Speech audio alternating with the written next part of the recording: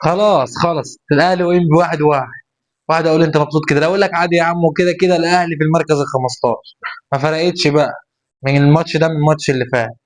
الاهلي وتعثر جديد، اربع تعثرات في اول خمس جولات، كارثه كارثه كبيره. ست نقط الاهلي، يعني مين كان يتخيلها اصلا ان الاهلي يجمع ست نقط في اول خمس ماتشات؟ يعني رقم مستحيل. المفروض الاهلي معاه 15، معاه منهم كام دلوقتي؟ معاه منهم سته.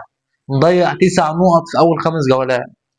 يعني أنا مش عارف اقول لك ايه، يعني مفيش اي واحد اصلا كان ممكن يصدق ان الاهلي يوقع تسع نقط.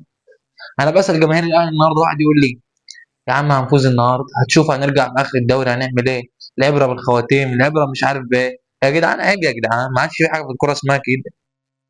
اجتهد عشان تفوز، انت متكبر على ايه؟ يعني انت اجتهد وبعدين تكبر على الناس، قول مثلا يا عم ده انا كده كده هفوز على ام بي.